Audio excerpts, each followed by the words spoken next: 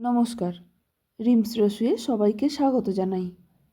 আজকের recipe garlic butter chicken. এটা খুব ঝটপট তৈরি হয়ে যায়, আর এটা লুচি, পরোটা অথবা পোলাওয়ের সঙ্গে সার্ভ করতে পারেন।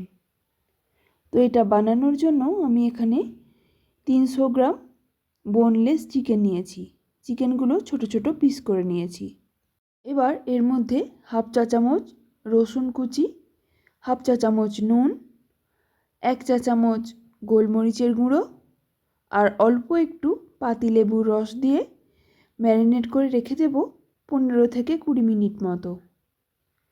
15 থেকে 20 মিনিট পর 1.5 টেবিল চামচ ময়দা দিয়ে চিকেনগুলোকে আবারও ভালোভাবে মাখিয়ে নেব।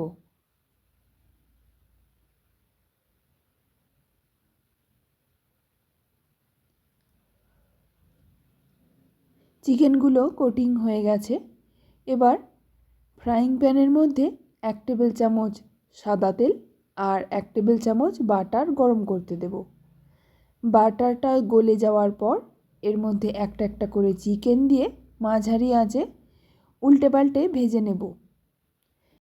চিকেনের একটা পিঠ 2 মিনিট ভাজবো, তারপর উল্টে দেব।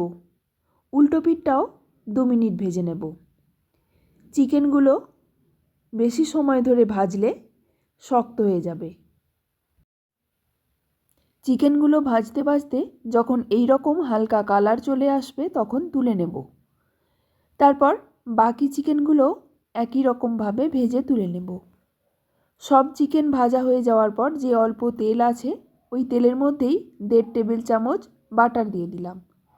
এরপর দিয়ে দিলাম 2 টেবিল চামচ রসুন কুচি।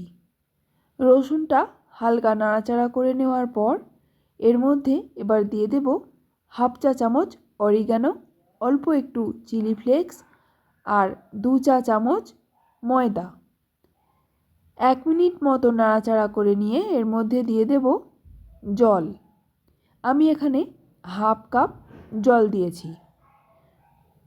জলটা দেওয়ার পর একটু নাড়াচাড়া করে নিয়ে এর মধ্যে দিয়ে দেব পরিমাণ মতো নুন আর 1 চা চামচ মতো পাতিলেবুর রস। নুন আর পাতিলেবুর রসটা ভালো করে মিশিয়ে নিয়ে কিছুক্ষণ ফুটতে দেব। গ্রেভিটা একটু ঘন হয়ে এলে তখন এর মধ্যে ভেজে রাখা চিকেনটা দিয়ে দেব। চিকেনটাকেও ভালো করে মিশিয়ে নেব। তারপর আঁচটা একদম কম করে দিয়ে ঢাকা দিয়ে 5 মিনিট রান্না হতে দেব। 5 মিনিট পর ঢাকনাটা খুলে আবারও একটু নাড়াচাড়া করে নেব। তারপর এর মধ্যে দিয়ে দেব হাফ চা চামচ গোলমরিচের গুঁড়ো, অল্প একটু ধনেপাতা কুচি আর হাফ চা চামচ মতো বাটার। ধনেপাতার জায়গায় পার্সলে পাতা দিলে গন্ধটা সুন্দর আসে। আমার কাছে পার্সলে পাতা নেই, তাই আমি ধনেপাতা কুচি দিয়েছি। এবার গ্যাসের ফ্লেমটা বন্ধ করে দিয়ে ভালো করে মিশিয়ে নেব। তারপর ঢাকা দিয়ে 2 মিনিট রেখে দেব। 2 মিনিট পর সার্ভ করে দেব। গার্লিক বাটার চিকেন তৈরি। রেসিপিটা যদি ভালো লেগে থাকে তাহলে প্লিজ একটা লাইক, শেয়ার আর সাবস্ক্রাইব করে দেবেন। শেষ পর্যন্ত ভিডিওটি দেখার জন্য অসংখ্য ধন্যবাদ।